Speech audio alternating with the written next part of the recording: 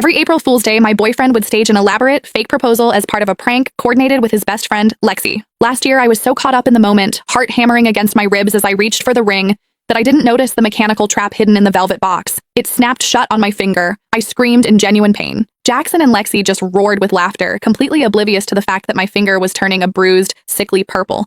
To make it up to me, Jackson had spent months swearing that this year would be different. He promised he would finally ask for real. So when he sent me a top priority text telling me to meet him at the bistro where we had our very first date, I believed him. I spent 3 hours getting ready. I got a blowout, had my nails done, and applied a full face of makeup with surgical precision. I even wore a brand new silk slip dress. I had the announcement post drafted in my notes, waiting for the photo of the ring. But the moment I pushed through the door, a heavy, cold mass of buttercream slammed into my face. A girl's sharp, bright laughter erupted from the center of the room. "I told you she'd show up. Pay up, Jax, you lost." Jackson walked over, his expression as smooth and gentle as it had been for the last 6 years. He used a napkin to wipe a glob of frosting from my cheek. "You look beautiful, Cass," he said, though his eyes were dancing. Shame about the dress, though. "What is this, Jackson?" My voice was trembling. "I made a bet with the guys on whether I could actually get you to come out tonight. I bet that you wouldn't. My stake was simple. If I won, I'd propose tomorrow. If I lost, I'd wait another year." He shrugged, offering a half-hearted grin. "Sorry, babe. Since you actually showed up, I guess we're not getting married this year either." I stood there, the weight of the frosting pulling at my skin, and looked him dead in the eye. "So,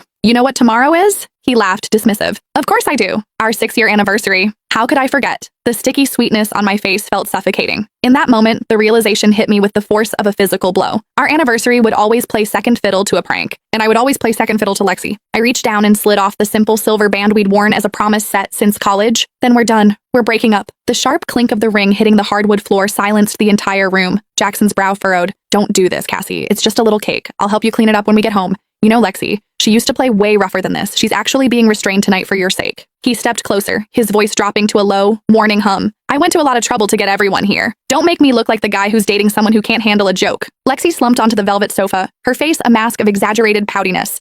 "Seriously, Cassie, it was just a laugh.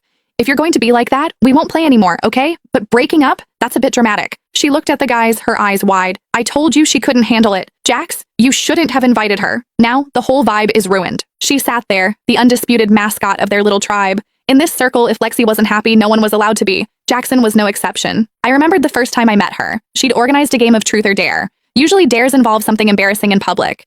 Her dare for me was to perform an intimate sound right there in front of the group. When I told her I didn't appreciate that kind of humor, Lexi's eyes instantly welled up. She'd bolted out of the room. The entire group, Jackson included, had chased after her to comfort her. The party that was supposed to be my welcome ended with me sitting alone in a dark apartment,